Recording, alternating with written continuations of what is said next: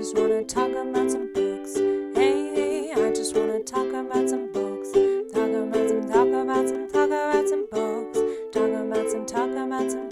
some books. Hey, I just wanna talk about some books with you. Hey everybody, I'm Jo, And I'm JoJo, and this is Canonical Nonsense. and we are just two Joe Schmoes reading books.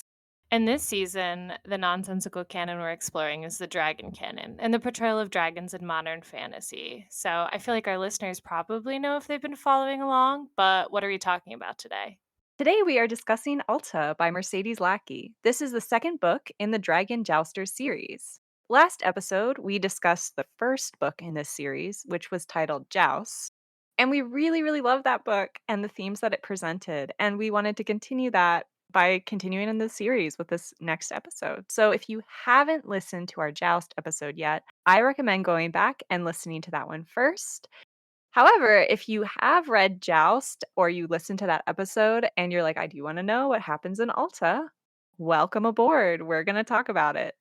Just a reminder to the listeners, this is a spoiler-rich podcast. We're big spoiler fans here, so if you don't want the book spoiled, just go read it. We'll wait. We got time. Now you're back, I assume, and we're going to go talk about it. The first book, we did have a few triggers, and I don't really think that are like any major triggers in this book. At least I didn't like pick up on any that I was like, oh, we should warn people. There's like the mildest reference to sexual assault that's like so like it's like a reference to a reference of it. So that's like the smallest thing. But like yeah, not a lot happens in this book that's like fighty or traumatizing. I assume that the Magi's use of the winged ones is like an allegory for maybe sexual assault or like the use of women's bodies, but I don't actually like it definitely is not sexual assault in the book. If it is allegory, it is purely allegory and it is not it's not portrayed that way, like, in the book, like, they are using their magic, they are not harming their bodies, and there is some sexism and, like, some gender things, but it's not, like, a violent sexism, it's more of a nuanced look into A little bit of homophobia too. It's at the expense of the homophobes. and it yeah, the the gay character is, like, really a wonderful character, and he's definitely portrayed as able to use his sexuality to like, intentionally upset this homophobe so that he's able to protect the children in this area. So it's like kind of turning that really harmful trope and stereotype of the gay child predator that we often see, which is really a harmful trope on its head, where then like the gay character is the one who is actively protecting these children. And it's really nice to see that. So do you want to talk about whether or not we would recommend this book now? Or do you want to talk about that at the end? Let's just get it over with. I think it's a good book. You should read it. I think it's a good book too, but I do think that Joust was a better book. I thought No, Joust is so Joust deals with colonialization and class because Vetch is constantly in threat and undervalued, and just his whole situation is like very tense and like complicated and interesting. And in here it's just like the gas is off. So it's not as interesting as a book, and it's such a second book where I mean you'll hear about it as we talk about. He's getting the gang together and like they're setting things in place. And like yeah. Mercedes Lackey is such a meticulous writer that she'd be like, I'm putting something on the board, and then she'll like use it, and then she'll put something on the board and then she'll use it. And all of her characters are very clever and smart, and you always feel like even the ones that aren't clever and smart, they're clever and smart in the way that is useful for a particular scene. So they're able to like set things up and move them around the board. But so there's also just like not there's like tension that like pops up in, but like as I was getting into the last chapter of the book, I was like, oh, there's no climax in this book. Yeah, it does feel like it's very much a setup for the next book being the climax. So we have a few repeating themes. We do have class as a repeating theme, though I don't think it's as direct as it is in the first book. Colonization is still a theme. We also have a theme of nationalism and propaganda in this book. So where the first book really is looking at the cyclical violence of colonization and an oppressed versus an oppressive class of citizens, and how that reaction is often the reaction of the oppressed group is often seen as an equal force of violence instead of just reaction to violence being done upon them. A really interesting look at colonization. This one, it looks really more internally into nationalism and toxic nationalism and the use of propaganda of us against the other within a society to justify harmful actions that a nation takes on its own people under the guise of protection, which I think everyone can kind of relate to that kind of ideology, but in the US, that is a major theme of ideology within the US throughout our history. I was gonna say this is the best book I've ever read about the Iraq War Yeah. and what it felt like living through it. That also has dragons in it. There's whole chapters where I'm just like, "Yeah, I remember having this conversation in the second Bush era. Okay, cool. Cool, cool, cool, cool, cool." Yeah, this really is like, she's not sugarcoating it. This is an allegory for the Iraq War and the Bush administration. Like, that is what this book is actually about. We also have, again, themes of tradition and using tradition as parts of propaganda, and then we have our theme of gender for the first time. We didn't have gender as a theme in the first book, but now it is a theme in this book. It's because we got a lady character. Let's We go. do. We have a first female character in the series. Shall we start the plot?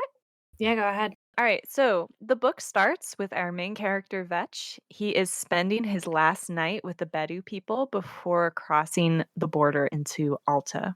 We learn that Avatre, who is his dragon, is now large enough and proficient enough at hunting that she has caught a large gazelle and she has been able to catch enough food that they were able to give one to the Bedu people. So they're able to have kind of a feast and they're really thankful for this gift that he's giving them.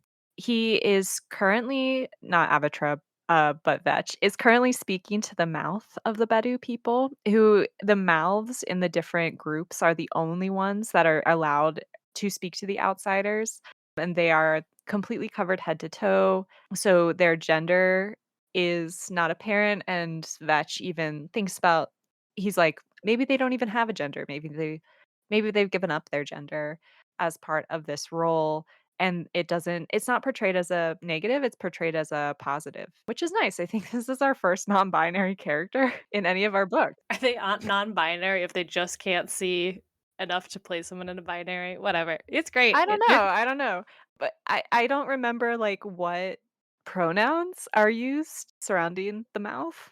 They just use they or whatever. So maybe, maybe they were like, "Hey, my pronouns are they, them." And that just was, like, not on screen.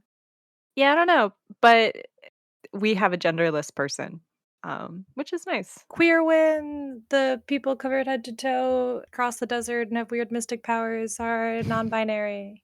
Queer magic user. All right, so the mouth talks to Vetch, who remember if we remember the end of the first book, his real name is Kiron, and he was called Vetch as a way to ward off the hungry ghosts, which we still haven't actually seen the hungry ghosts, but they are still talked about and feared. And he discusses with Vetch, he's like, "You still think of yourself as Vetch. You need to become Kiron." It's so funny because Vetch is still Vetch. Ian, like Vetch thinks this, Vetch does that. And then the Betty person's like, "You still think of yourself as Vetch, huh?" And he's like, "Oh, they got me." And it's like, "Oh my god, he's can read the book too." Yeah, and then he's like, "You should become Kieran." Yeah, he's like, "If you think of yourself as Vetch, they're gonna take your dragon from you. You have to present yourself as Kieran. You have to present yourself as someone deserving of this dragon." And he talks about how, like, in Alta, the dragons confer rank. It's actually dragon riding and priesthood are the only ways for commoners to gain noble status. So if he has the dragon, it means he has the rank. So he needs to act like it, and that will confer his rank to people, and they won't question it. So the next day, he does enter Alta after hunting one last time with Avatra, and I'm going to refer to him as Kiran from now on. Well, literally in the book, the name changes. Like he's Vetch in the first chapter, and then he's Kiron in the rest of the chapters. Which, like, bold for Mercedes Lackeys Really bold. halfway through a series to be like, you know what? I'm gonna change the main character's name, which is the only way you can identify him. It's not like you could be like, oh, it's the same actor. They're just calling him something else. Like, nope, different person. You have to be paying attention. Let's go. Which is in some ways, it's like I mean, I think she's probably taking inspiration from Earthsea because in Earthsea, people have, like, the true name, and then they have the name that people call them, and Ged has a different name. I forget what it I think it's Dunny, his name, at the beginning of the book, and then it changes to Ged. Mhm. And if we remember, like, his friend is actually named Vetch, so we have another Vetch. I also thought shoot this book was inspired by Earthsea because there's not a single fight in it really, Mm. which I thought was interesting. I was like, wow, this is just a story of boys bonding and respecting women and gays. And then at the end, they like kind of like wrestle with each other and then they go home. I guess spoilers for the rest of the podcast, but like there's no fighting in this, which I think is beautiful. It almost is a slice of life book, Yeah. is what it feels like. Cozy fantasy fans, get in here. Come on, cozy fantasy fans. There's this backdrop of war, but we almost never see any actual conflict. We just know that it's happening because these characters are non-combatants, which is kind of rare in these books. We're getting ahead of ourselves. He arrives in Alta. He arrives in Alta. We get a good look at what hunting looks like. It's him and Avatre working together to bring down a wild donkey, where he's using his sling to stun it, and then she's able to grab it and basically eviscerate it. So he lands in one of the largest states, which is also partially from the advice of the mouth. And he kind of demands food. He's like, I demand food. And they bring him food. He also like notices slaves on this estate and he thinks in satisfaction they're like, they're probably Tian. And this was a huge theme in the first book where we look at ideas of rank and class through both enslaved people and free people who are lowborn, free people who are highborn, and how that pertained to what Kiron was in the first book, which was a serf, which was like the lowest class of basically enslaved person, even though they weren't called slaves. And this isn't totally continued in this book. I feel like class kind of takes a backseat to other themes. I don't know if you agree with that or not. No, I would say that. So the thing that this book has that the other book didn't was nice rich people. That's like a big difference, which is that there's the issue in this is not necessarily like all rich people suck and then the poor like are sent against each other so the rich can rule us. It's literally like there's factions of good people that want to do what's good. And then there are factions of bad people that want to like destroy all the good people and exploit them. So but it's not class anymore because we No. literally have a prince later. So it takes a back seat and we do get scenes where Kieran's knowledge of class and class understanding, like he doesn't forget that like rich people suck and that like it's just like he found some okay rich people and he still understands that the class aspects of things, but it's not as important in this book as the other books. Yeah, I think that Mercedes Lackey is focusing on some different themes in this book, so class does take a back seat. But we do have it a little bit in the beginning here where he is, he's feeling that anger towards Tian, expressing it towards this group of enslaved people that are also victims of this violence. He's not a perfect character, and that's good. Like, we don't want our characters to be perfect. So they rest. The next night, they do stay at a temple, and the priests are really excited to house them. And he thinks it's probably because it will make them a little bit higher. This specific temple will gain a little bit of power in the pecking order of the different temples. He offers them these amulets that were given as part of his burial offerings in the first book. If you remember, they all thought he died, so they gave him a bunch of burial offerings, and he kind of passes them off as if the amulets were captured from Tian soldiers, and they're really excited about this idea that this warrior has come to help them in the fight against the Tians, even though he's just a little boy. And from there, they pass into the outer swamps surrounding Alta City. Do you wanna describe Alta City? Try. I kind of had a funny read on it.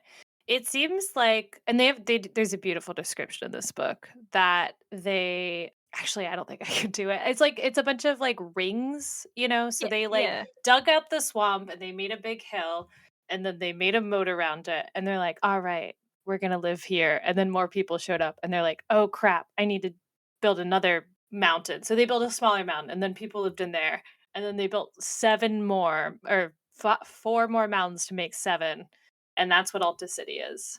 Yeah, so it's concentric rings.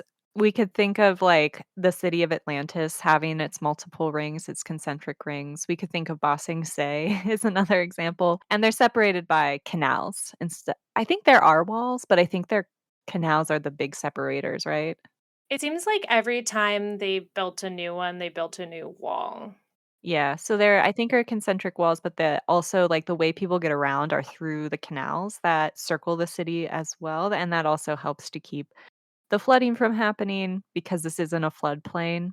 There is also a really nice description of the different rivers, like the daughters of the mother river, and they're just like a really lovely description of the landscape from the point of view of someone flying over it, which is really quite lovely. As he passes into Alta City, he sees a girl spearfishing in one of the outer canals, and as she's spearfishing, she's attacked by or her boat is attacked by a hippo. Wait, wait, I do wanna say, the first time that he sees 2 nobles spearfishing, and he's like, "Oh, they're gonna get eaten by crocodiles and water horses," which are just hippos, but they call them water horses, and then someone gets eaten by a hippo, and he's like, "Rich people," and then he hears a girl scream, and he's like, "Oh, no, one of those rich people is a woman. I have to rescue her." As a feminist, I can only let rich people die, but not women. I was like, "Alright, I like Kiron." She falls into the water. There's an angry hippo. It eats the guy who's, like, helping her on her boat, Destroys him. like, gnashes on this guy. He has Avatra kind of, like, fight against he gives her the command of rake, which she, like, opens up her little claws and just, like, slashes at the hippo, and the hippo's like, "Rah!" And then he ties a rope around his waist and jumps in after the girl. He grabs her, and then he gives Avatra the order to haul them to safety. But in doing so, because she's not quite big enough yet, she drags him across the water, and he, like, talks about how it's, like, the most painful thing he's experienced in a long time. It feels like he's getting whipped. He, I think, has a little bit of a does he have a little bit of a flashback here where he, like, is feeling like he's getting whipped again by Kefti? He thinks about how even though he's been whipped so much, this still frickin' hurts, and I was like, "Yeah, buddy." Both of his arms also get dislocated from this effort, so he, like He's holding on to her with both his hugging arms, you know? yeah, so he's, like Doesn't let go. he gets messed up, like, he really does, but she's totally fine. She's, like, totally sheltered by him. Part of the problem is, I mean, first off, he's getting, fucking weeds to the back, and then also Yeah. he's got a rope tied around his chest with nothing to, like, stop it from just going as tight as it needs to. He's like, "You gonna get ripped in half," and just, like, had a bunch of broken ribs. Doesn't he breaks his ribs too, right? Like Yeah, he breaks his ribs too. Yeah, so I was gonna give him shit because, like, after he rescues the girl and they get him to safety and they're, like, on it and they get into the second boat because there was 2 boats, he, like, basically passes out, and I was like, "Another hero that passes out at the first time." I think it makes sense here, yeah. And I like that, like, he is, like, really messed up from this. He's not just like, "Oh, I have a little bit of a bruise." So they bring him to one of the docks, which is, like, a stone pier, and Avatra has landed there, she's concerned, and the healer's helping him, and he watches Kiran watches the little girl that he just saved walk over to Avatra. She touches her nose, and then she, like, visibly relaxes, and he's like, "What the?" And well, he's so worried to begin with. He's like, "Oh god, I'm really fucked up and Avatar's about to eat these people I just tried to save." And then the girl touches him and then Avatar, like, calms down and he's like, oh." I think Well, he's, like, a little afraid that they're gonna take his dragon from him then, and he's like, "Oh, no, they're going to be able to like, keep her from me." But when he wakes again, he's in a bed in the middle of a courtyard, and Avatra is there. She's surrounded by all these braziers to keep her warm, which is kind of nice. And the girl, her father, a healer, and the head jouster are there with him. And at first, the girl's father's like, First, I just wanna say that he is under my protection, and that's all I wanna say." which is cute. He's a really nice guy. We learned that the girl's name is Akaten, and we also learned, like, the head jouster, think his name is Kuman? Sounds about right. He, like, is like, "We'll bring Avatre food, but obviously you need to stay here until you heal." So they listen to Kieran's story, so he reads the first book to them, but he leaves out the fact that he was does he leave out the fact that he was a serf at first? No, so he's like practicing in the desert. So you get his whole spiel before he gives his whole spiel. He writes the first book. Yeah, well, he's like, I'm gonna tell them everything up until my first flight, and I'm gonna make it look like I did that intentionally because Yeah, yeah, that's what it is, right? so he talks about being a serf until his first flight, and then he's like, "Oh, I'm not gonna tell them that I didn't intend to fly because I want to make myself look cool." And then he doesn't mention Ari at all Right. because he doesn't want to be suspicious. Like, "Oh, an Alton jouster sent you over here? Not suspicious at all."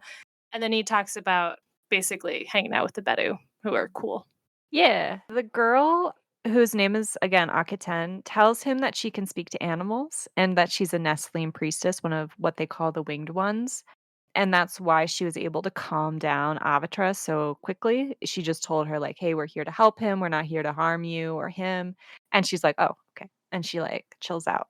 So she can speak to animals usually by touching them. It does seem like she maybe very seldomly sometimes can speak to animals when she's not touching them, but usually she has to touch them, which she explains is why she wasn't able to calm down the hippo. And they do explain that the hippo was upset because the boat went between her and her calf. And then she eats with Kiran, and her brother Orist comes and eats with them as well. Yeah, she can talk to people who she's touched, and it also kind of seems like if she's already talking to someone, they can just sort of vibe from like a close proximity. Yeah. We learn here that Altons catch their dragons as adults and that they use mostly swamp dragons. So we have a different kind of dragon in this culture and in this country. They have a few desert dragons that they were able to take from the Tians, but for the most part, they have these swamp dragons. But because they capture these animals as adults, they're extremely difficult to work with. They're even harder to work with than the dragons that they catch as fledglings in Tia. So they have to be really, really drugged all the time. They're pretty volatile. They have to be chained up all the time. It's just not as good of a system as they have in Alta. Is there anything you want to add about that? Dragons are a little bit less pretty and smaller, but they seem pretty Yeah. cool. They like to hang out instead of in the hot sands of the dragons. They like to hang out in these like hot pools, which seems really fun. They have jacuzzis. They have jacuzzis and they can fly in the rain. Yeah, they like to fly in the rain. The rainy season doesn't bother them in the way that it bothers the desert dragons. The next day, the head jouster asks if Kieran can help train some boys to raise dragons the way that he has raised Avatra. And Did we tell it that like it's Orist's idea? It's this such cute scene where Kieran sees Orist with Avatar and he's like, that guy is dragon obsessed. And then like the next day, Orist like pops up to him and he's like, hey, I have an idea, but like tell me if it's crazy. And then Kieran's like, hey, do you want to like raise your own dragon? And Orist is like, oh my God, yes. And then they yeah. like become the bestest of friends. It's so cute. Just 2 13-year-old boys being like, "Do you wanna hang out with my pet? Do you want me to help you get you a pet?" They're so 13, it's so cute. Yeah. But also yeah, and then the dragon jouster is like, "Hey, I also want you to train up a bunch of boys." Well, Oris talks to his dad, who talks to, like, they're like, "Hey, Oh, is that so" how that happens? Yeah, yeah, yeah, yeah, yeah. And Kieran agrees, and he's like, "Yes, I will do that." So, he eats with the siblings again, and we learn how the 2 siblings spent their day, and Akaten spent her day researching everything she could possibly find about dragons, and she learns a lot.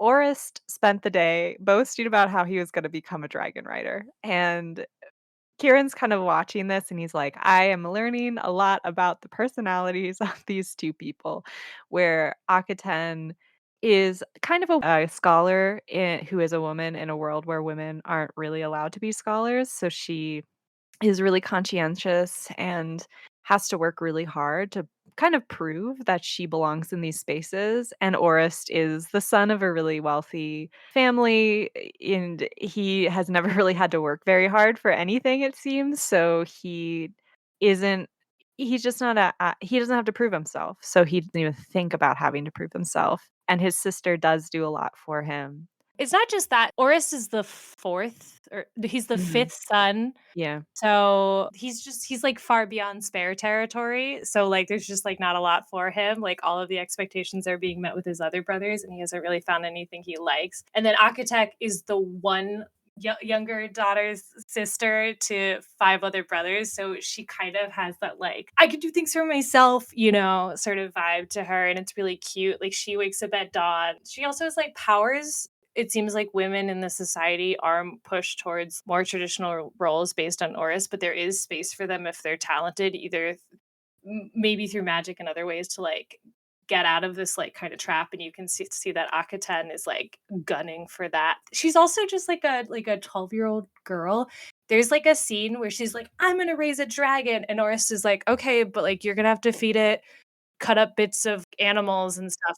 Yeah, You're gonna get I gore think in your that's in this head. scene, Yeah, yeah, yeah, actually. Yeah. and you're gonna have to clean up their poop, and she's like, "You know what? Maybe I will continue to be a fledgling and, go into the priesthood," and it's so cute. She was just like the idea of picking up poop, and she's like, "I'm actually good over here, I don't need a dragon." It's so cute, she's so 12. Yeah, but I also feel like it is a little bit of a statement about, like, the way that genders are perceived in this society, where no one said to Orus when he was like, "I wanna be a dragon rider too." No one was like, "Now you're gonna have to clean up after them, and you're gonna have to cut up meat." They just assumed he was willing to do that, where when Akaten is like, "Maybe I could do it." Yeah, and, like, she can talk to animals, like, she's, like, such an obvious choice for something like this with these dangerous animals, and they're like, I don't know. The poop, though." I mean, I think the way that we tend to talk about, sexism and patriarchy, it's like a very tight it really constricts and tights, so there's not a lot of space for you to move. But I think with this, you see, like, yes, there are restrictions based on gender in this society, and they are quite big, but there is still space to move around in them, which I appreciate. And like for people who can like take advantage of it. So it's like, yes, these dynamics are in place, but also we recognize that both of these people are people outside of their genders, and they can interact with their genders in ways that are interesting. It's just like a interesting gender dynamic that I thought it was really like fun and cute, that like she doesn't have to be one of the boys to like, No. Yeah. but also she's still a girl, and like he's a boy. He's such a boy, but like He's such a also boy. not. I liked it. It's very human. It just is, like, a really subtle, like I really think that Mercedes Lackey is so good at writing, like, these pretty subtle, like, distinctions within, like so we see all the class distinctions in the first book, and here we're seeing kind of a subtle gender distinction where they're like, first and foremost, they're just siblings, and they're both now these friends of Kiron, and then we get these gender dynamics within that, where it's not like, "Oh, girl first, and then sibling second," like you said. I just think it's, like, really portrayed well where we're shown this, like, subtle the expectations of gender and how, like, they are also perpetuating them instead of just told. Like, she's not yelling at the top of her lungs, "I'm not like other girls." Mhm. We are shown through her actions that, like, she probably is more deserving through her actions of a dragon than Orest is. She spent the entire day learning everything she possibly could about dragons, and he spent the whole day bragging to his friends about how he was going to ride a dragon. I was just gonna say, we'll talk about it later, but like the notion of privilege does come up in this scene and in later scenes, that I think is really interesting. Definitely this really, really well done portrayal of privilege. So, throughout this time he heals, we do have some scenes where he, like, starts going to school, but I don't think that they're super important to cover. We can talk about them if you disagree with that. The only thing I thought was we read Aragon, and one of the things that drove us absolutely insane was the fact that Aragon learned to read in a week, basically. Yeah, yeah. Yeah, and we see that Kieran does not learn to read in a week and struggles with it, but like does advance because he is smart. But it is something that frustrates him that he can't do, because at one point they give him a bunch of dragon books. They're like, "We got all the dragon books," and he's like, "I can't read. Damn it, I want to read those books." Yeah, he said something about how it's like Like, he's allergic I forget exactly what it is. It's either like a rain metaphor or it's like a bread metaphor, like he's allergic to the food, so he can't eat the feast or something. Like, he's like, "I wish I could read them, but I can't. It's like a feast, but I can't actually partake in it." That's exactly what it was. And also, if you're wondering, is there more good food descriptions in this book? Sure are.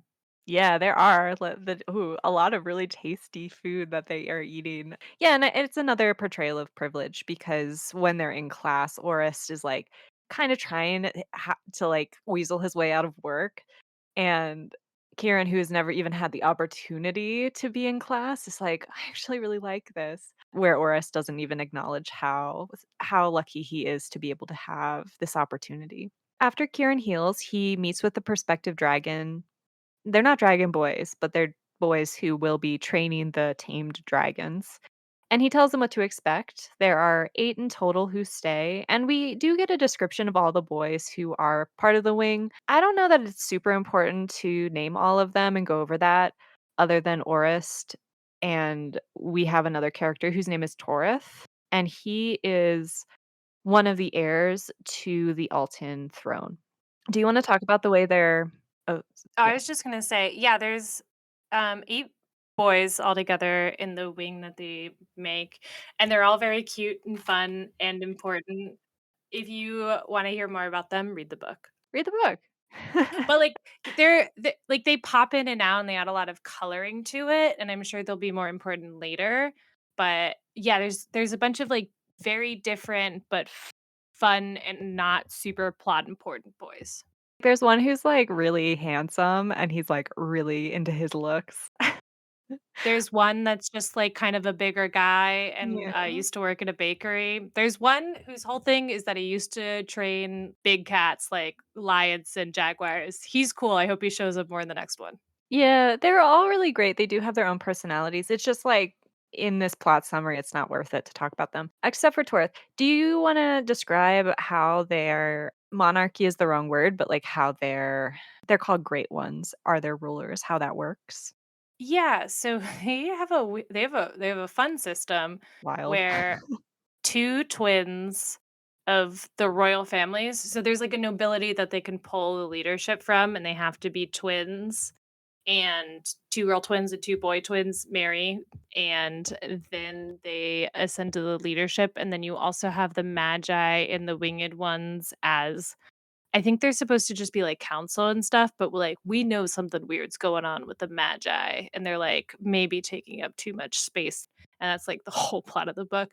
So Torith, who is part of our wing, is, like, the next prince?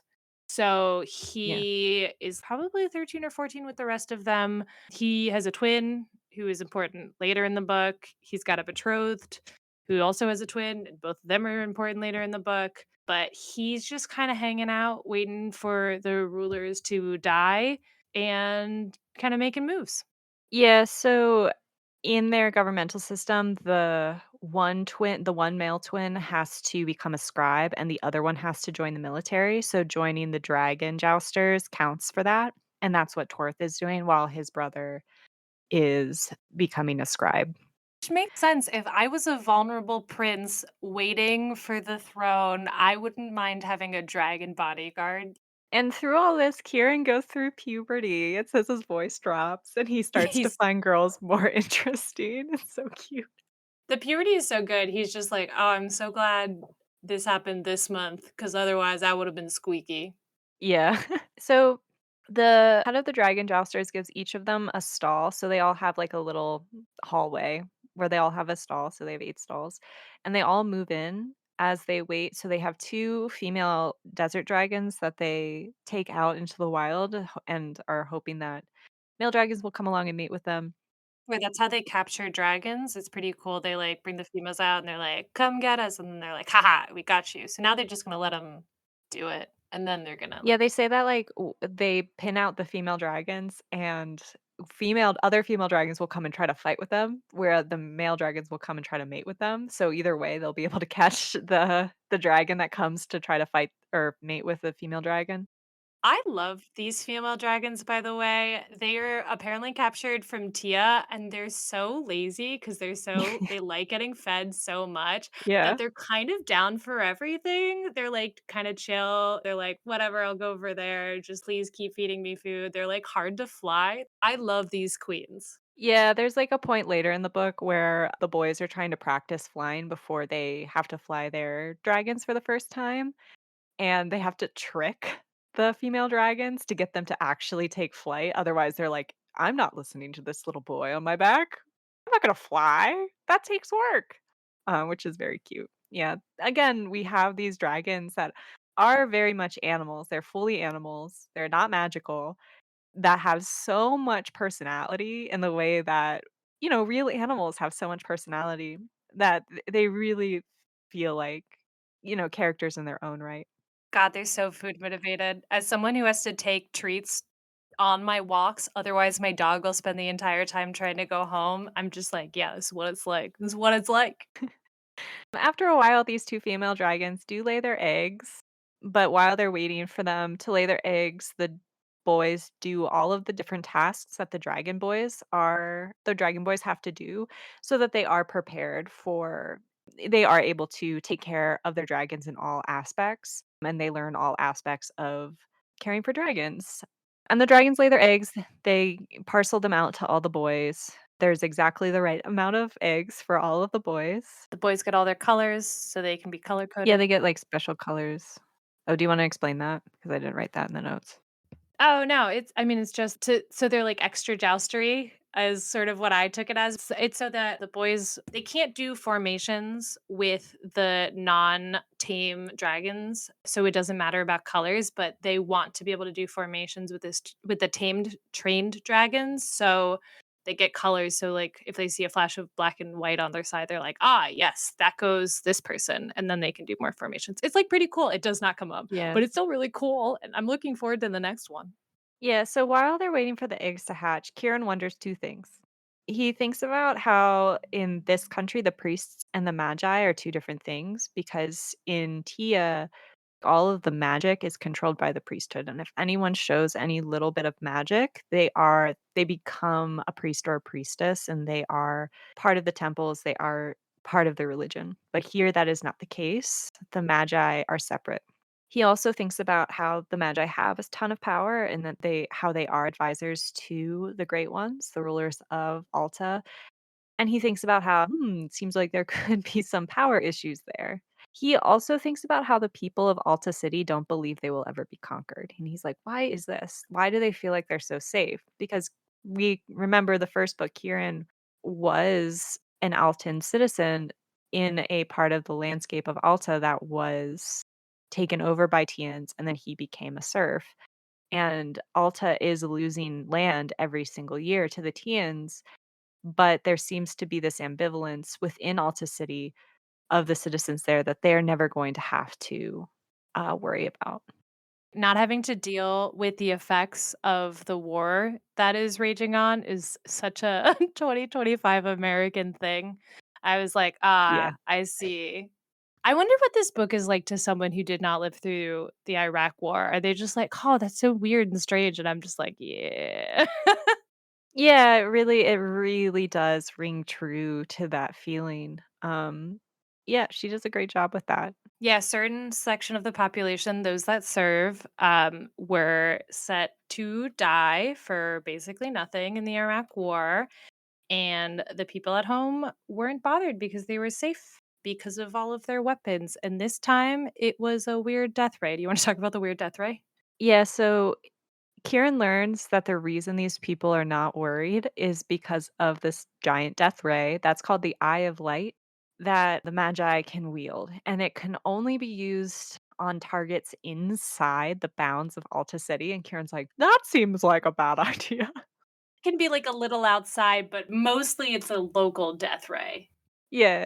And Kieran's like, and they're like, no, no, no, no, no. You have to understand. They're trying to figure out how to make a mobile death ray, but they haven't yet. And Kieran's like, I still feel like this is a bad idea.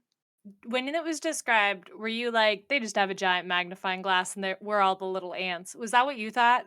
Yeah, I was thinking of, like, the death ray that Archimedes is said to have made that's, like, a bunch of mirrors that, like, could burn ships. Yeah, Yeah, it's same. like but yeah, it's, like, either a magnifying glass or it's, like, a big mirror. Because it is said later that it can only be used when the sun is out, and it can only be used around midday, so the sun has to be in a specific position for it to be effective, so it must be something like that.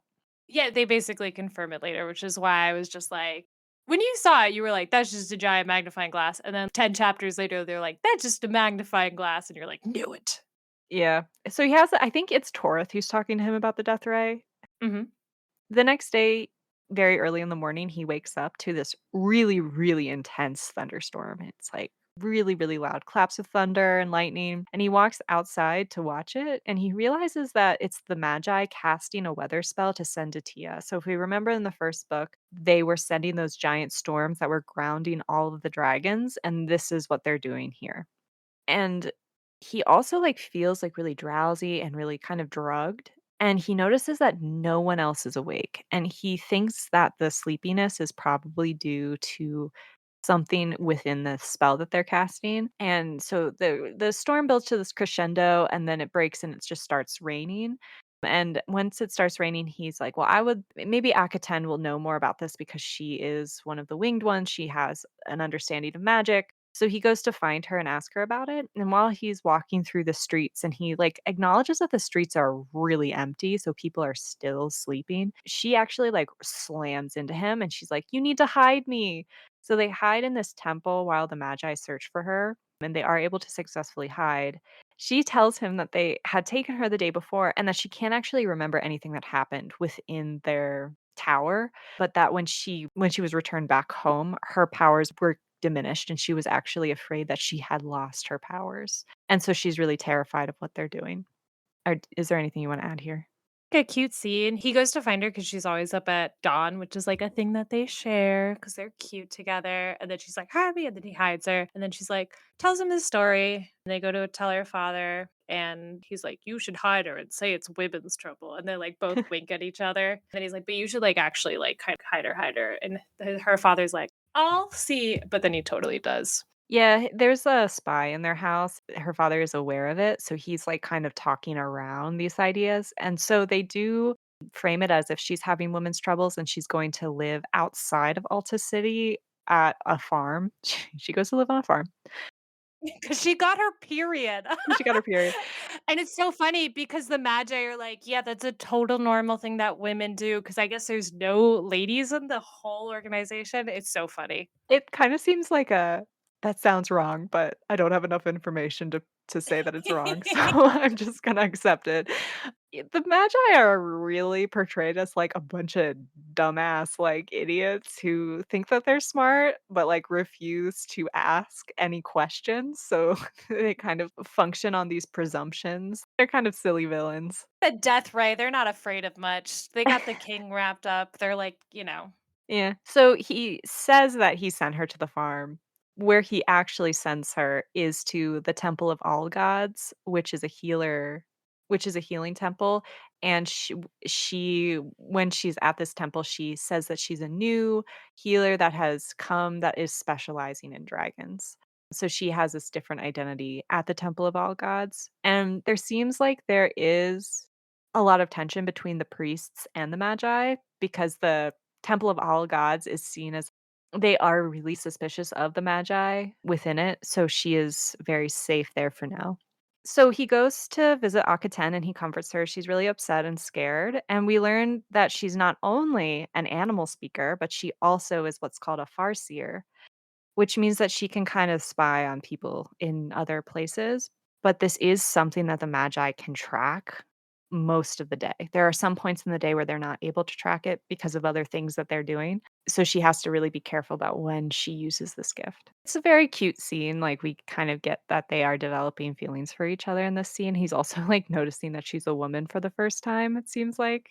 she's wearing a lot of makeup. So when Akaten is like first introduced, her hair is like page boy style. and she's basically just in these like linen. I'm trying to think of it's like basically just like a bag that she has like tied around the waist. Like she's Yeah, not in like fancy dresses, and then he shows up and she's in like full makeup and like a dress that's like form fitting, and he's yeah, like, "Oh, I am gonna not be weird about this because I am a respectful man, but I am noticing." And that's sort of his like yeah, MO every time she's on screen. He's like, "She's hot, and that's not a thing that I am going to worry about. I'm gonna move forward."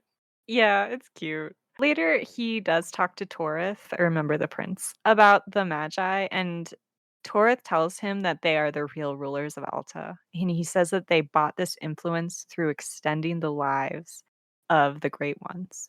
And through this conversation, they realize that they use the casualties in the war to reduce the age of the great ones. He's like, "This will change when my brother and I come to power. We'll stop this corruption." Do you think that he and his brother will ever be allowed to come to power? Yeah, yeah, yeah. He's like, "In like 10 years, we'll figure this all out when they finally die." And you're just like, "Oh, okay." Like it's very honorable. Yeah. Basically he's like, "I want to reform the system, not usurp it." And we're all like, "Okay, maybe it'll work. Maybe this is a different book. We'll find out." Yeah. We have a scene where Kiron flies in the rain with Avatre, and the jousters are like, "We never thought of that before." It's like, "How?" And they realize that they can ride their swamp dragons in the rain, and by doing this, they're able to successfully beat back a Tian attack, but they are able to then, after this, like, beat back multiple Tian attacks, and Tian attempts at stealing land during the raining season when the Tian dragons are grounded. So they're able to really make gains in the war for the first time because of this action, and he earns a lot of respect from the jousters for this.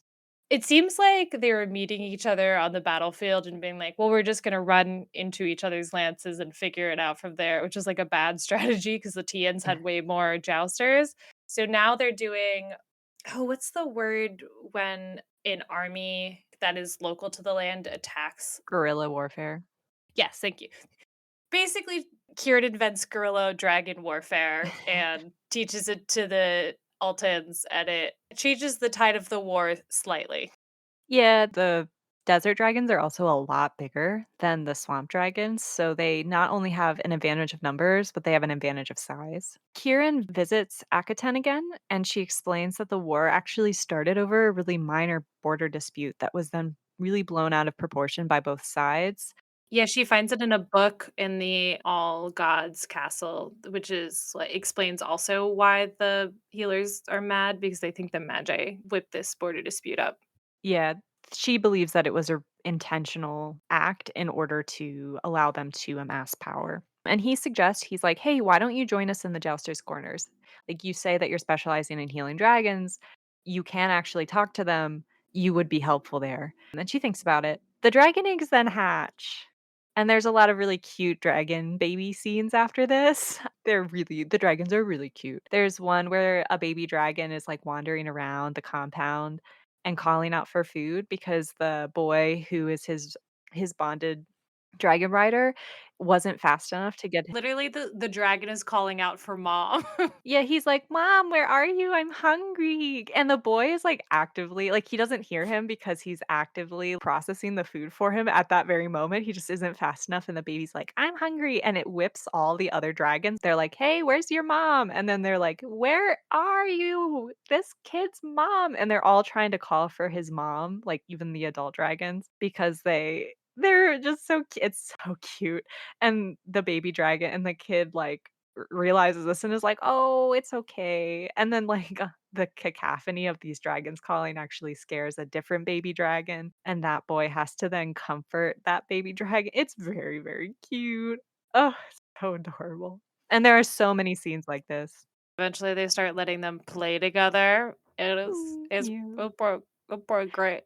Yeah, in that scene I think we can talk about that now. In that scene, one of the dragons is able to get into a different dragon's pen, and they, like, are playing with, like it's some kind of toy. I can't remember if it's, like, a rag or something, and they're, like, playing keep away from each other, but they're so cute and playful with each other, and they realize, like, "Oh, we should allow them to play together. So then they allow them to like really socialize throughout the day and they'll have one kid keep watch over them and kind of babysit them while they play. And Kieran thinks like, "Oh, Ari would love this." Because he throughout the book does really miss Ari and he thinks about him and he wonders about, how he's doing. And it's really sweet that he's like when he has these moments with these dragons where he's like, "Oh, we discovered this information or we're learning so much new things about these baby dragons," that he's like, "Oh, Ari would really love this." Oh, it's so sweet.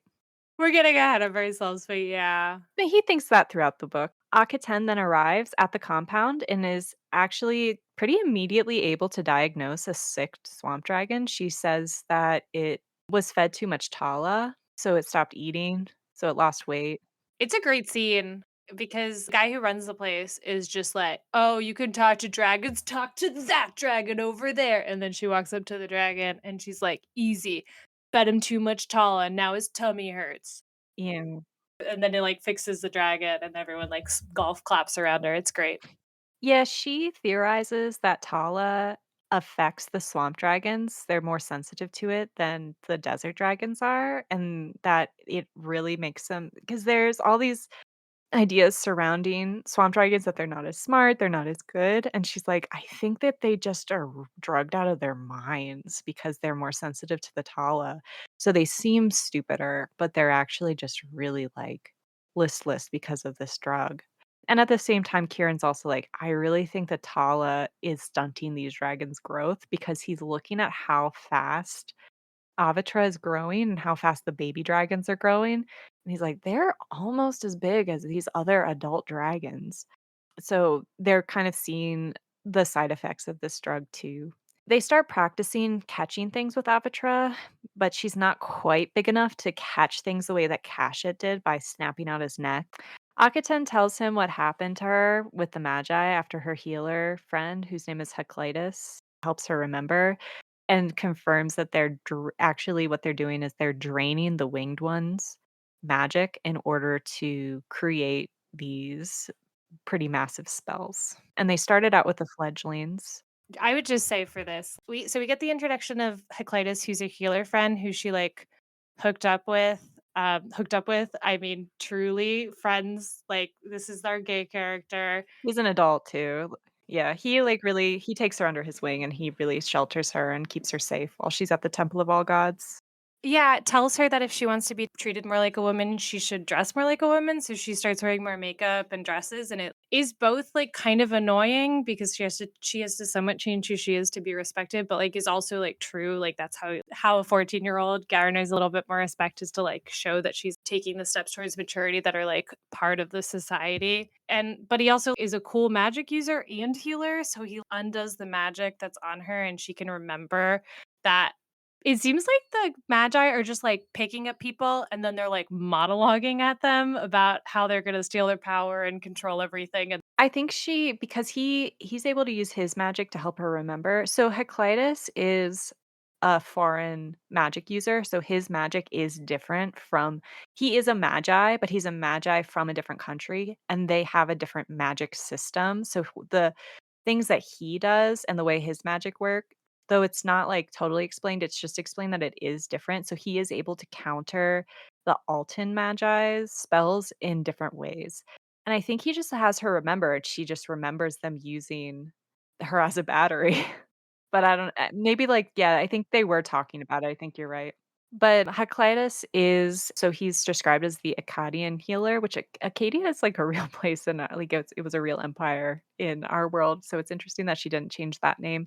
But the fact that he is from a different country is an aspect to his personality that puts him in danger, and he does talk about it throughout the book, where he mentions that they are more likely to see him as a threat because if the threat is exterior, then it's easier for them to expel it and then say like, "Look, we solved the threat," than an interior threat. So it adds some tension to his character.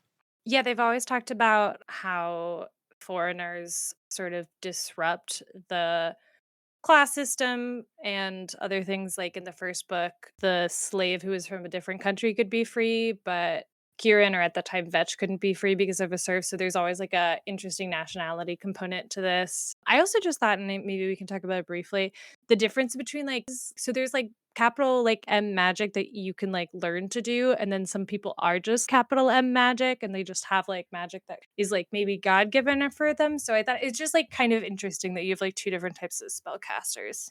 Yeah, and Akaten calls the Magi, she says that they're real magic users, that they use the real magic, and she just has these gifts, even though her gifts are also magic, but she doesn't really see them that way.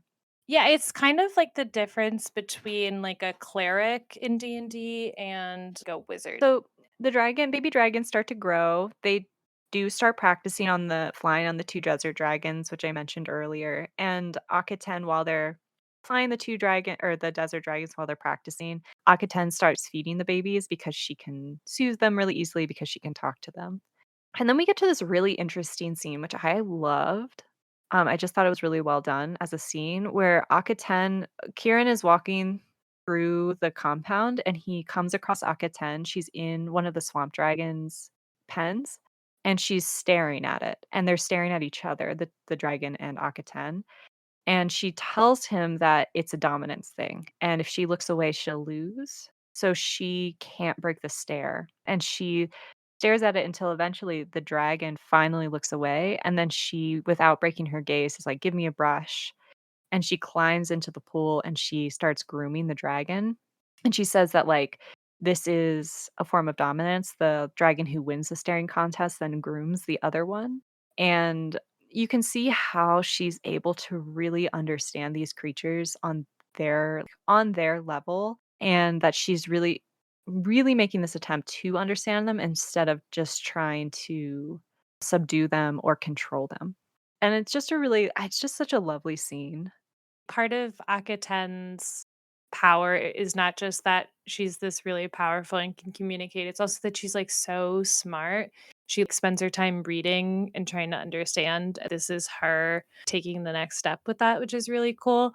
Also, this is really cute. I like Kieran and Akaten together. I think they're a great Oh, couple, yeah. and Kieran is like, "Oh, she's too close to that dragon. I'm gonna trust her. That's great."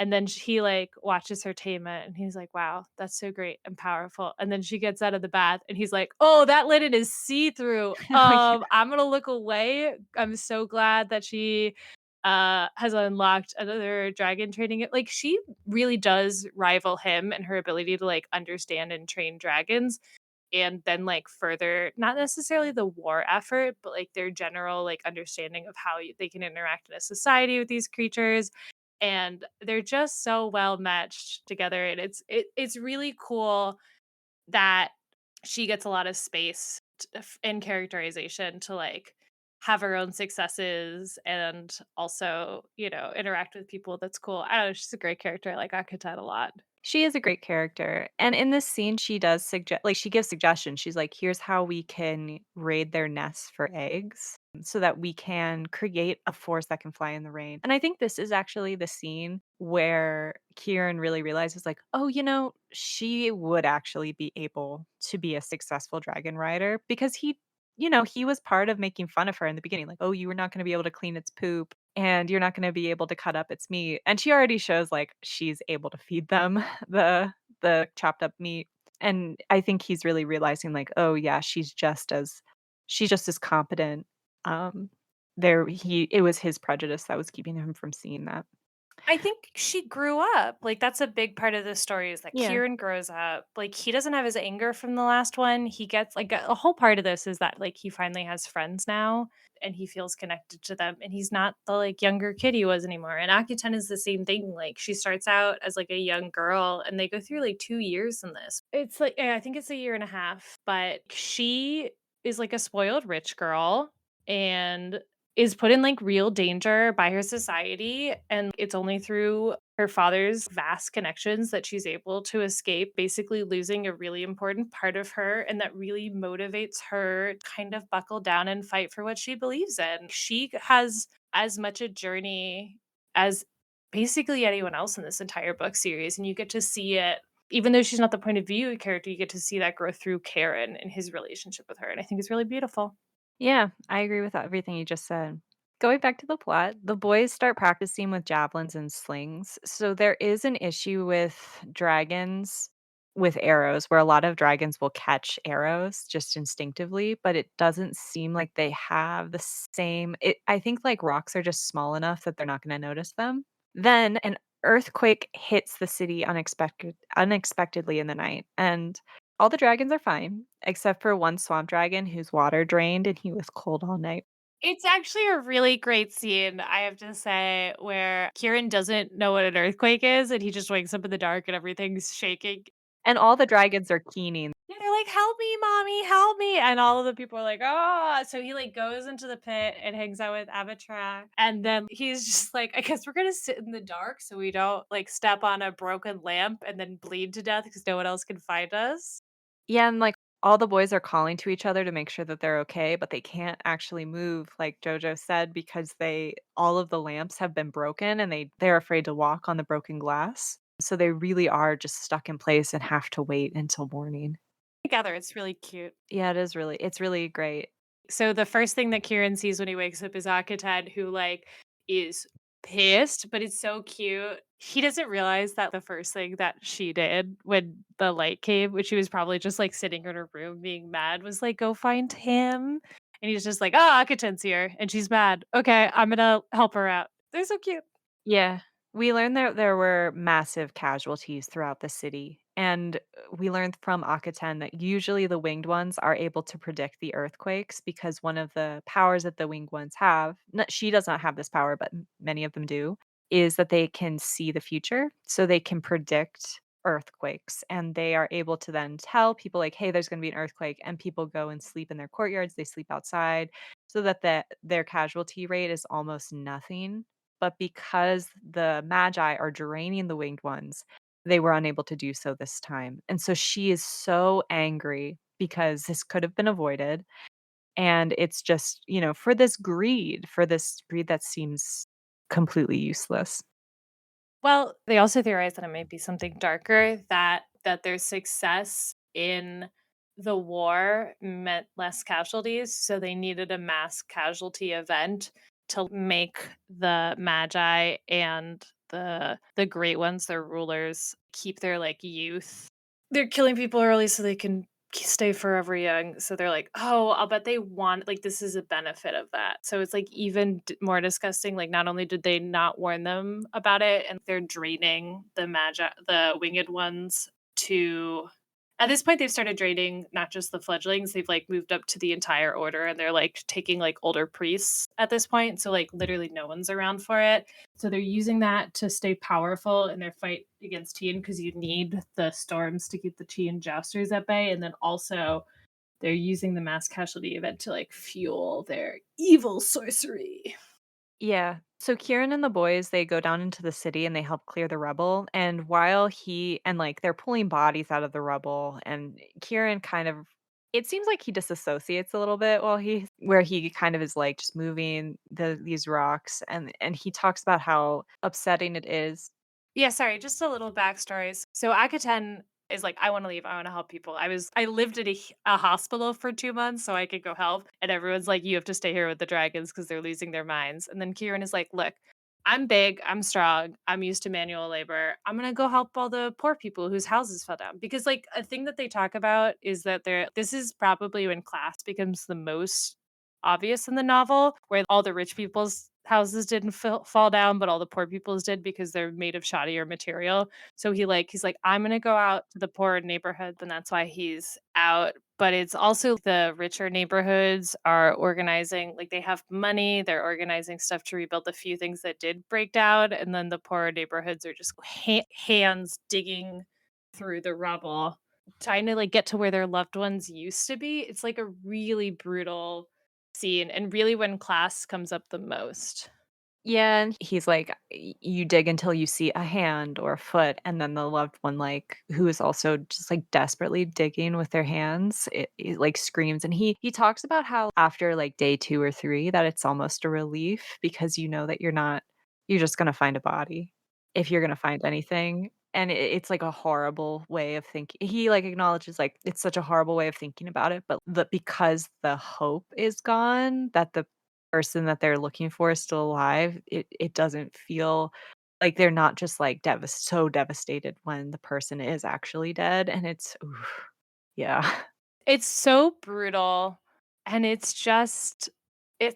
such a 9/11 allegory Yeah. 'cause the oh, yeah. Yeah, so Kiron, when he's on his way back to the Jousters compound, he sees a mob forming because the Magi are leading the winged ones into their tower again. And these people are like, it's you guys, you're the reason why the earthquake wasn't predicted because you're draining them. And like these people know that this is they're smart and they've been witnessing this. So they know that this is what's happening. And they get into this altercation with the Magi and they start rioting, basically, and he runs home, he tells Taurus, he's like, "I think they're gonna retaliate with the death ray," and this is, I think, where Taurus and he have that conversation where they realize that they needed a massive death event in order to keep themselves and the great ones young, and that they need more dead. And he's right. The next day, the Magi open the Eye of Light on the place where the mob formed and zap them.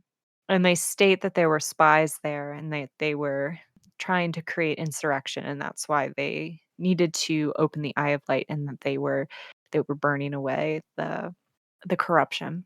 This is where the references to the Iraq War and specifically the war on terror really start ramping up. You see Kieran talk about like the things that are doing up for patriotism and people are doing to not be labeled as a traitor. And I'm like, yeah, man, this is the freedom fries era where like if you weren't for the Iraq War, you were against it and you were drummed out of society. This is like the Dixie Chicks getting kicked out. It's just this book is about the Iraq War, and this is the part where like, no, we're really about the Iraq War. Yeah, and this is when Heclatus comes to the compound and he says he's seeking refuge because he is from a different country and because he is a magi, he's really like afraid. He's like, I don't have the same kinds of protections that native Altans have. They're going to target me. And they're gonna think of any reason that they can in order to target me. And I don't know if this is when he has this quote, but he does have a really great quote that's totally about the Iraq War, where he says, "Truth and trust are means by which civilization holds off barbarism. When those in power intend to abuse that power, they look to an outside enemy in order to trick their people into pressing the means to their own abuse into the hands of the abuser. If an enemy does not exist, it will be manufactured, and all manner of horrors attributed to it, so that anyone who demands truth and accountability is set upon as being unpatriotic, and so that when someone is said to be an enemy is found, there will be few questions asked about guilt or innocence, and many faces averted when he is taken away." Yeah. Which is also about today too, which is fun because we're just in the second Yeah. Bush administration again, but like that's now and also such what it was like, Well, I, like, remember all the conversations about suspending habeas corpus? That feels like that conversation. which we're having again. Oh, time is a flat circle. Yeah. Yeah, It's a great book and it holds up unfortunately because unfortunately, yeah. because everything old is new again. Yeah, Torith is also really angered. So the head jouster gives Heclatus he's like, "Yeah, you can stay here." And Torith is really angry, so he goes and demands an audience with the Great Ones. He leaves in the evening and he comes back in the morning and he tells them that he's been disgraced, that the Great Ones now look no older than 30. They're extremely young, that he didn't even get to really speak his piece, that they just reprimanded him all night, that his father reprimanded him, that his betrothed came in and reprimanded him, and he's just really, distraught by this. Kieran then goes to talk to Akaten and Heclatus, and they talk about ways in which they can just take all of the jousters off the board because he kind of realizes he's like, if there are no jousters on either side, there's not going to be the war is going to just become a stalemate and these deaths will stop. Well, it's mostly that the Magi hold power over the city because they're the only force that can combat the Tia jousters. So if you take them off the board, the war itself is way more balanced and it rebalances the war in Alta's favor. And because of that, it takes the Magi out of the equation. And that's why it's useful to get them out. Basically, if you nuke the air force of both of these armies, then you don't need wizards.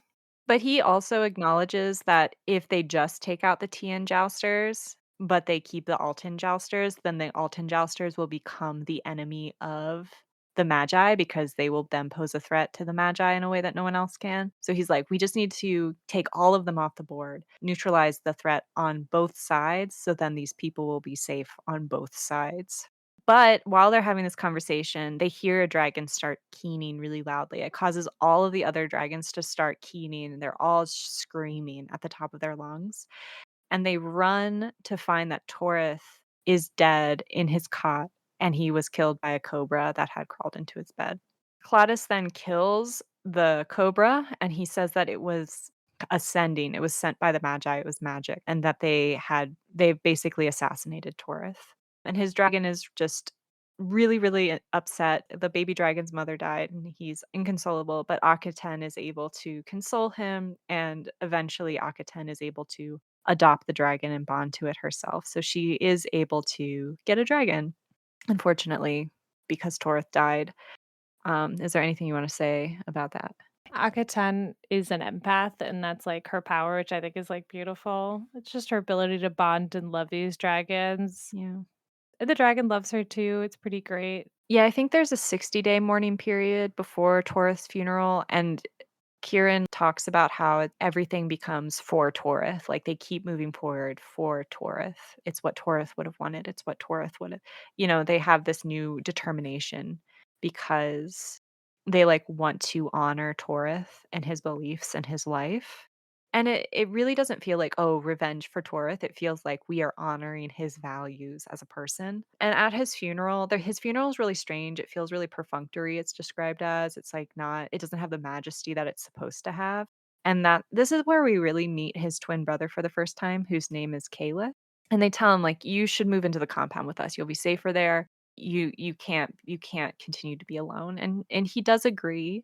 So they take him to the compound, and that night at the compound, Caliph's betrothed comes and comforts him, and Kieran is told, like, he has a really close relationship with his betrothed, whose name is Merritt, unlike Torith, who just, like, they had, like, a fine relationship, but they weren't in love with each other. They were friends. But, like, they weren't in love, and Caliph and Merritt are in love, and she tells them that the Magi are actively trying to kill each other. She's like, "They're not allies to each other. They're all vying for power. This is not like a monolith of people. They are just as cruel to each other as they are to everyone else." And so she is, like, not an ally to them, and she is also trying to escape them. Clytus then makes Caliph his apprentice because he's like, sometimes when a twin dies, the other twin becomes powerful, and he sees that he's having these budding magi powers, and Caliph now can actually see the future. So Caliph joins, and we kind of this sort of like goes into montage after this, and you see them sort of literally becoming a family, is how it's described. With Heclatus being the defuncto dad, like they literally call him dad in it, and I think that's really great. Yeah, he's the camp counselor. He's dad to all of these little moms that these teenage moms and their Yeah. little dragon people. It's so cute. He's the granddad to all these baby dragons. Mhm.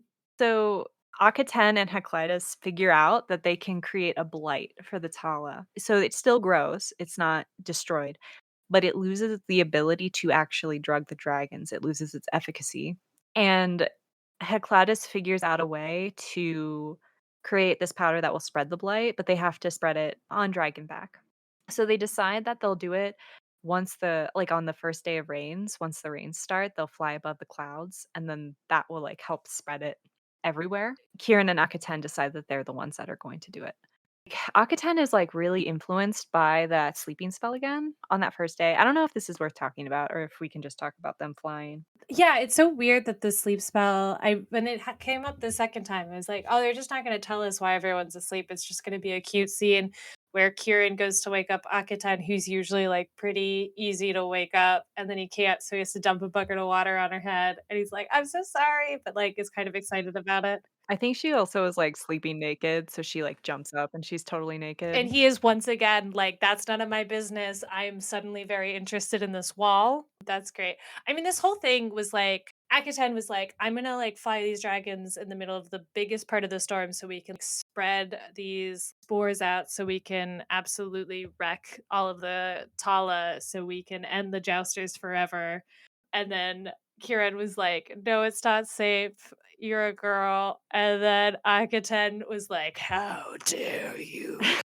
I am as good at this as anyone. You couldn't do this without me. How dare you, Kieran?" And Kieran is like, "Okay, I'm sorry. I'll come with you. I promise it'll be okay." And even like her brother Orist is like, "Dude, she doesn't want you to rescue her." And Kieran's like, "I rescued her that one time." And I'm like, "Okay." Yeah, but then I think Oris is like, "She asked you to that one time. She's not asking now." Yeah, it's just it's just such great scene. Not plot relevant, but just like fun characterization. And I just love Akaten and Kira together. There's literally a part that we've already moved past where like Akaten shows up and all of the boys are flirting with her except for like a couple of them. And Kieran is just like, "Well, I'm not good at jokes and I'm not handsome, so I guess I'll just treat her like a person." And I was like, honestly, best strategy. It's gonna work out great. They don't get together in this book. They hold hands at one point. They hold hands a bunch. Yeah, so he and Akaten are able to fly up through the cloud cover. He talks about how, like, once they're in the clouds, he's really scared, but, the dragon, like, knows where to go, so he has to just, like, trust the dragon, and then they're able to get above the clouds, and he talks about how, like, absolutely beautiful it is in the sky, and they have that, like it's very like the moment in How to Train Your Dragon when Astrid and Hiccup are flying on Toothless for the first time, where they're like, "Whoa, it's I can't imagine how beautiful. I've never seen this before." Like, that's what it feels like.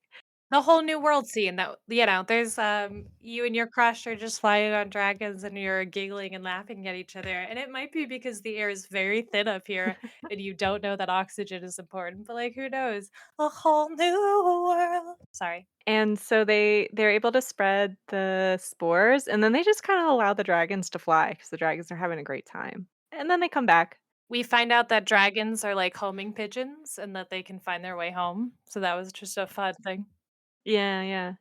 Now that they're back, they get, like, summoned to Heclades's area where Caliph tells them and the reason Calith's telling them this in Heclades's little, like, area in the compound is because Heclades has warded it against spying eyes with his, like, different kind of magic, and Caliph tells them that he is going to need to leave to meet with the Bedu because he has had some kind of, like, psychic communication where he thinks that he can find this lost city that's in the desert that he had a vision about, and he knows that the Bedu can help him find it. So he's like, "I'm gonna leave.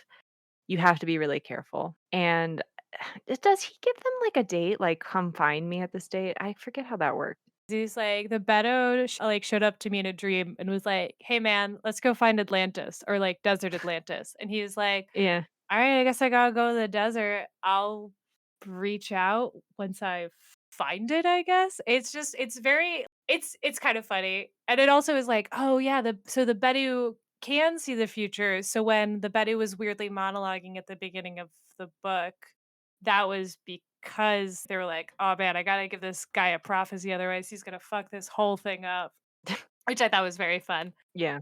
But yeah, so they they just are like, "Bye." Yeah, so Caleb is secreted away, and the Magi after this, one of the Magi comes and is like, "I'm gonna oversee the jousters," and he is then living in the jousters' compound, and he starts to assign them more and more dangerous tasks. And while he's and he they have to obey him even though the jousters really hate him, and he is very, like, mustache twirly evil. There's, like, no nuance in his character. I don't even know that he's given a name. And, at one point, he does confront Hecladus about his magical wards, and it's here where they learn that the Magi actually can't sense Hecladus's magic unless they're actively trying to pass through them, like, physically. Like, he can't physically walk into Hecladus's space because of a ward that he has set up, and Hecladus, like, plays up his gayness to freak out the Magi and, like, pretends almost, like, pretends to flirt with him, and the Magi's like, the gay, and he, like, runs away, and Heclatus is like, "What a dumbass." He also we at the end of the book, we start to see, Heclades's statues so that he's, like, charmed, and so he Mhm. brings out one of a young boy and an older boy, holding a, like, bowl, but, like, Yeah, cupbearer. just about to, like, and he's like, "Oh, this might be what's causing the magic. I don't know. I'm just so queer and foreign that I couldn't know. But also, if you say I can't worship my gods, I will tell every Acadian in this entire city, and we will all leave with all of our skill and commerce." And then the Magi is like, "Oh, I'm gonna leave." It's just very cute. It's just Yeah. both Kiran and Heclades like both outsmart this guy when everybody else is just really annoyed by him. They do discover something that I think might be in the next book, where Heclates is like, "Hey, my words don't usually work that way. Something must be up with them." So I wonder if like maybe there's like necromancy or undead involved, but that's just me wildly speculating. Ooh, maybe. Because he's like, my words don't work that way, but we are running out of time in this book, so we're not going to bring it up. Yeah, but it is a good setup for the next book. Forgot about that. Yeah. Wait, I just want to say that we've had two people outsmart the Magi, and the first time they were like, I don't know, I guess it's just Akaten's time of the month, and that's why she can't do magic anymore. And now the other guy is just like, I'm too gay to function. I can't be a magician. And they're like, right, obviously. It's just kind of fun how they like play on these stereotypes. Their toxic masculinity, the magi. Yeah, the Magi's toxic masculinity is their undoing. Their only photos are them holding up fish. Anyway, moving on. Merritt and her sister Nofrit arrive at the compound saying that they escaped after being forcefully betrothed to two of the magi. And they talk about how this is very illegal, that they can't be forced to be betrothed to anyone, but that they don't think that the laws matter anymore to them. So they had this pretty like elaborate escape. I'm not going to get into it now, but Akaten and Kiran agree to fly them to the edge of the desert where they meet Caliph. And Caliph is there waiting for them. So Merritt, I think they're like, well, Caliph will know that they're coming, so we can meet with like he'll know to meet us where we land. He gives his beloved a very weird message that doesn't make any sense until they're actually in the air, and then they realize that it's like very specific directions about their like trip. Yeah. I wanna say that I really like Merritt and Nofret.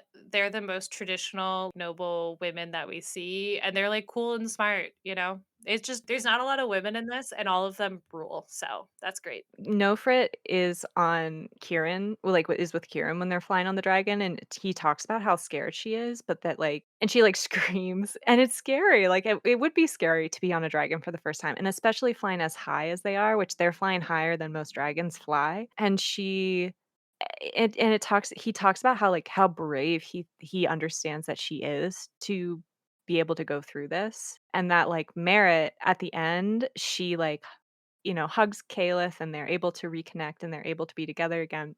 So Merritt has this reward in the end of reunited with her beloved, where Nofrit doesn't actually have her reward is her freedom, but it's like just uncertainty. Like she doesn't actually know. Like she came on this trip without actually knowing that Caliph would be there and like not actually knowing that they even found the lost city and how brave that was for her to be able to trust in both her sister and in Caliph.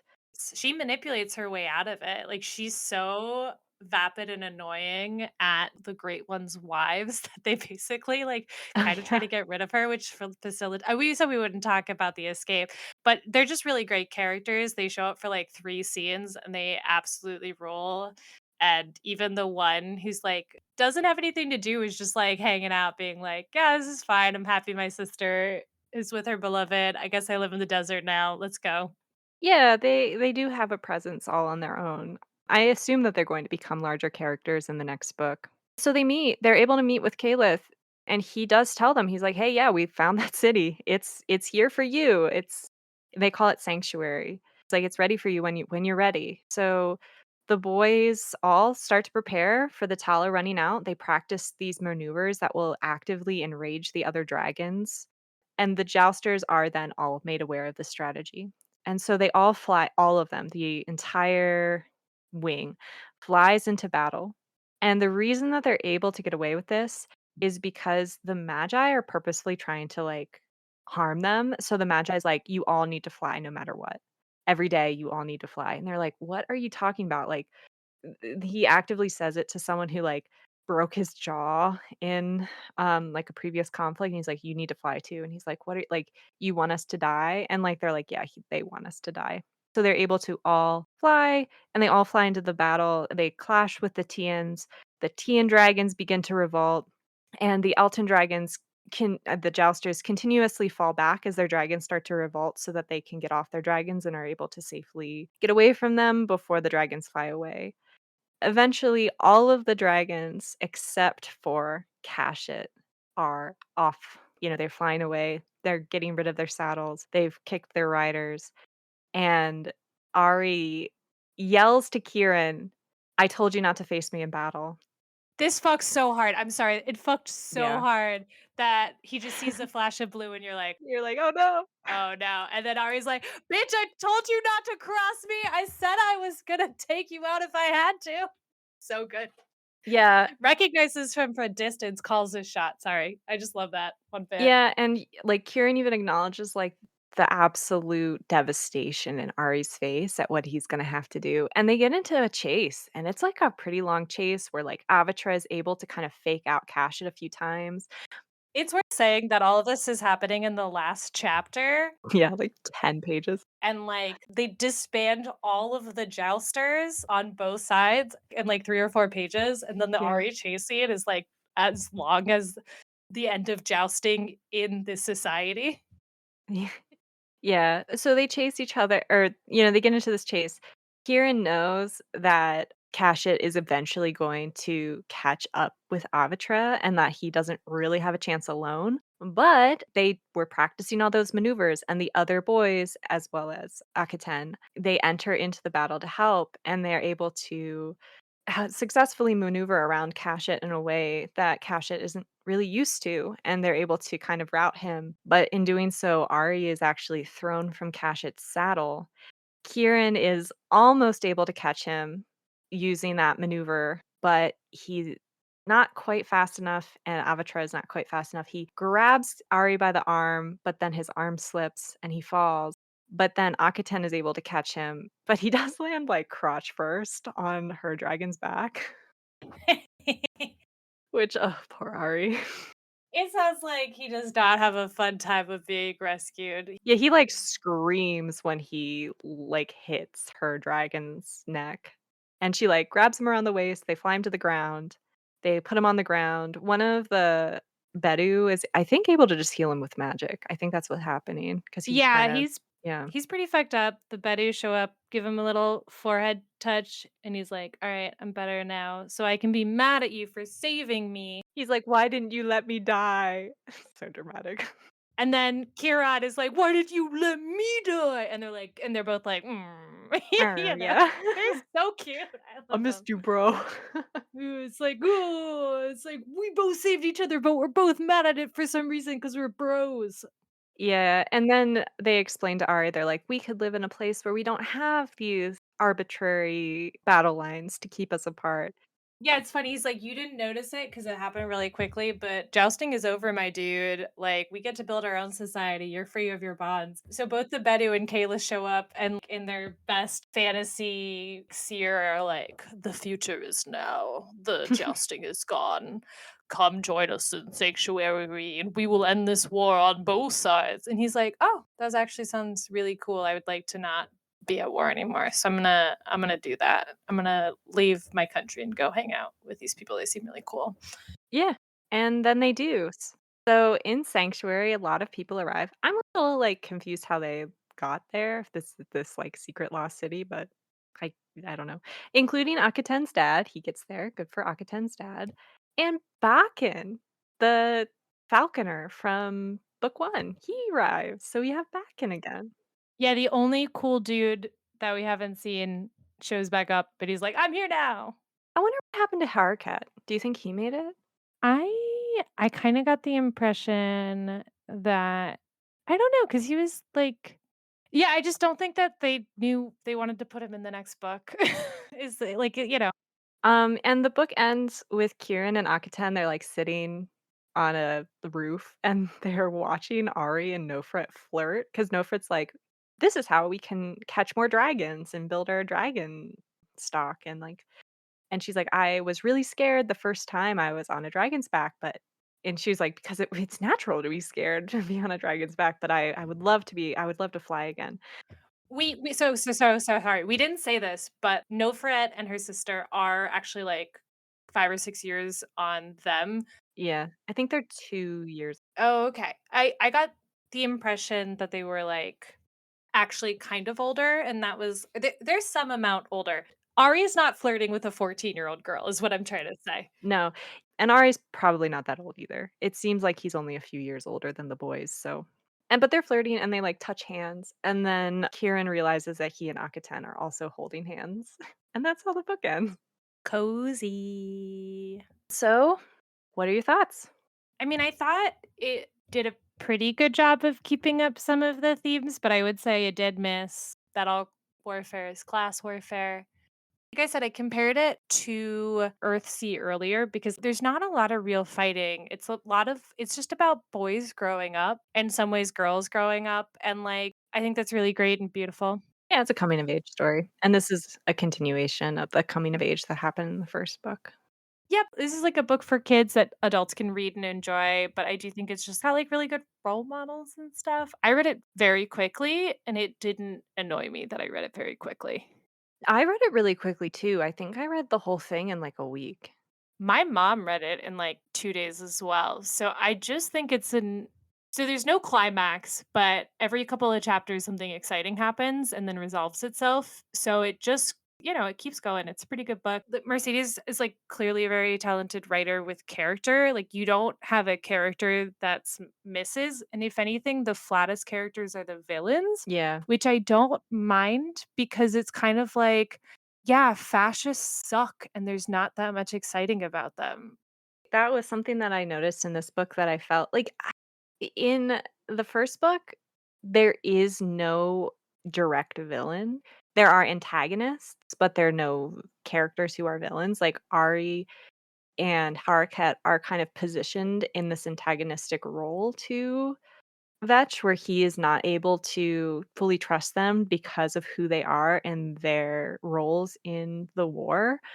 And we have this beautiful tension between them where we're not sure if we can like, we, the reader, are also not sure if we can trust them or if they're going to betray then Vetch, now Kieran.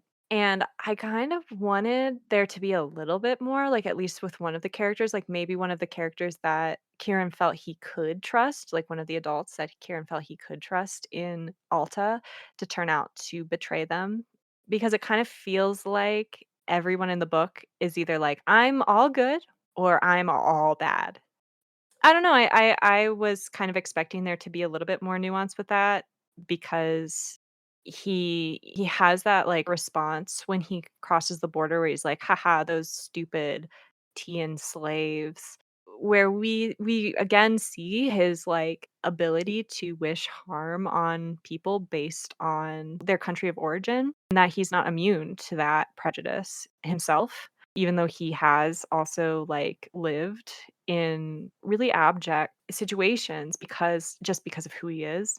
And it would have been interesting to see that with one of the adults that he does put his trust in. So, like, maybe with the captain of the jousters or I don't know. I mean, like, I don't think it's totally necessary. I just thought because it was so present in the first book and it gave so much tension to like, good tension to the plot, I just was not expecting the villains to be so one note and clearly labeled in this book, and they were.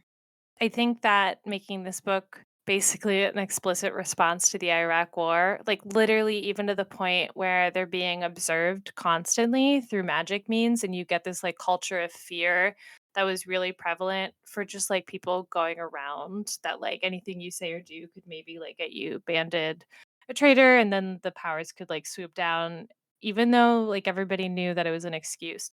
But I do think, like, making the book about the Iraq War means that it can't be about colonialism anymore.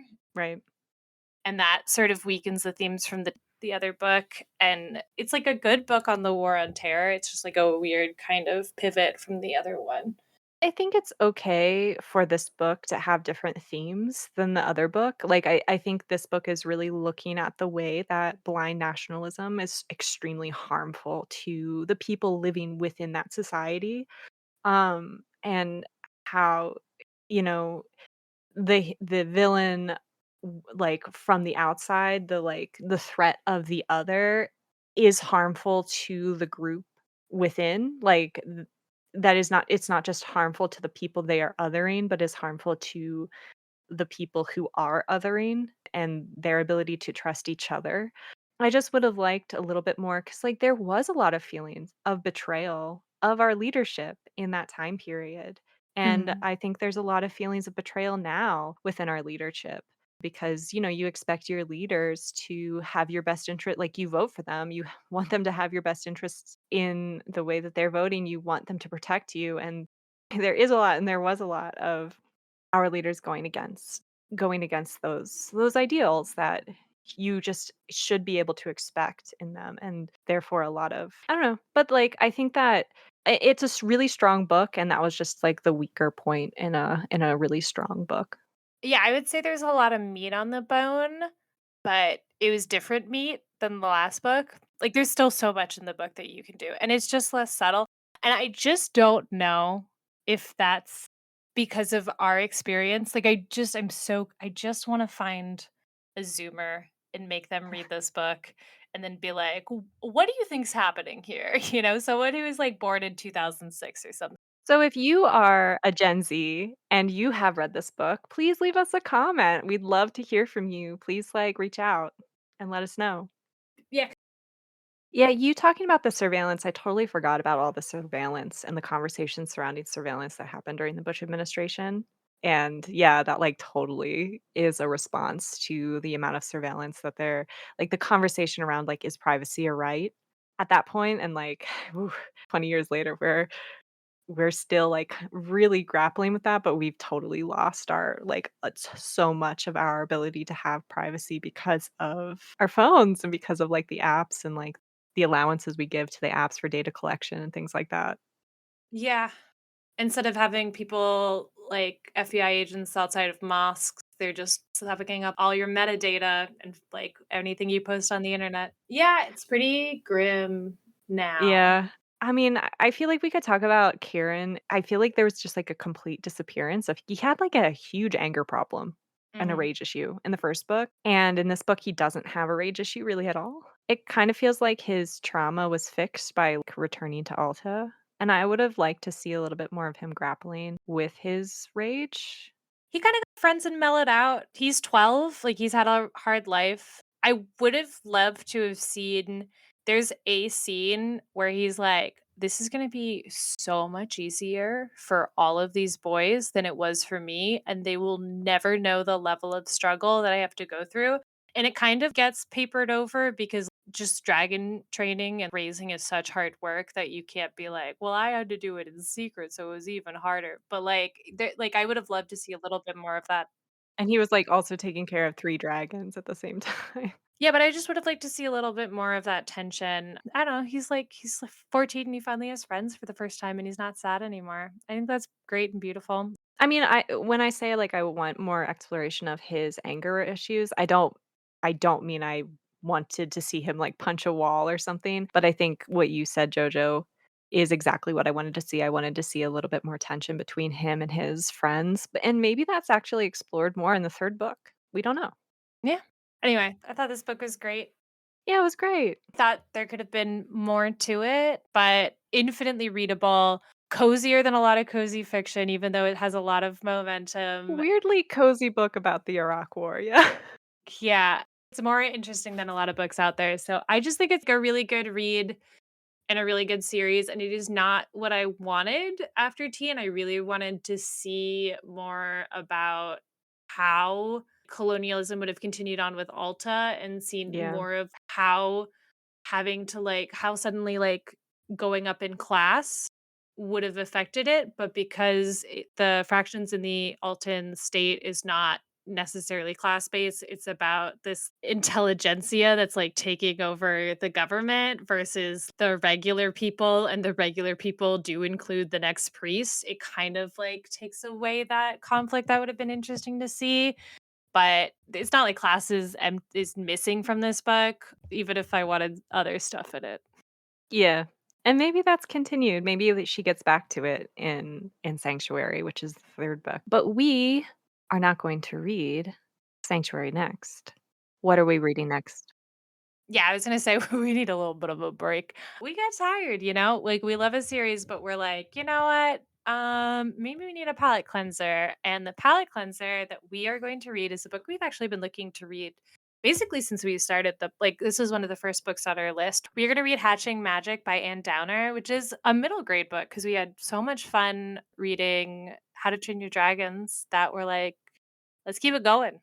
Yeah, and the reason we didn't go straight into another middle grade book after we read How to Train Your Dragon was because we didn't wanna just do like a one-to-one comparison. We wanted them to be able to exist on their own. Obviously, we're going to be comparing a little bit to probably to How to Train Your Dragon with this book, but we wanted to have a little distance from that book so that this book can stand on its own and we'll be able to experience it as a separate entity. But this book actually was a book that I read when I was a little kid, and I really, really, really loved it when I was a child, so I'm both nervous and excited to read it again.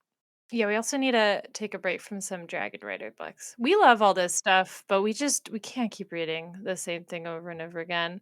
I give my hat off to the romantasy readers who just keep reading the same thing. Like God bless them, but I can't do it. So we're going back to middle school, buddies. I kind of feel like the people who read, romantasy, which have, like, the same trope, like the one bed, the shadow daddy, the, like, morally gray romantic lead who's the tallest person in the world. I'm sorry, did you say Shadow Daddy? Yeah, it's a term. Sure. Okay. Well, we'll get there when we eventually read Fourth Wing. Yeah, actually, the male lead in Fourth Wing is a shadow is one of the many shadow daddies. Can't wait. Ugh, I have said that term, like, too many times now. Yeah, it's kind of like I think so, like, I love to, like, restart in Stardew Valley, and I do tend to make all the same choices when I'm playing, but I'm like, "Ah, you know what? I just really wanna start a new farm," and then I make all the same choices, but I'm like, I'm loving this." I kinda feel like that's what's happening with the romantasy. So, like, no hate, like, there's comfort in that, but yeah, I think you're right. Like, I also need a break from the dragon rider. I just want a different kind of dragon human relationship at this point. So we're gonna read Hatching Magic by Anne Dower. See you guys next week. What were your thoughts on Alta? Would you recommend this book to others like us? If you're a Zoomer, please get in the comments. I have not. Like, we're really looking for someone without an experience of the Iraq War to tell us what they think this book is about. Anyway, let us know in the comments what the other dragon books you would like us to read are. Bye, everybody. Bye.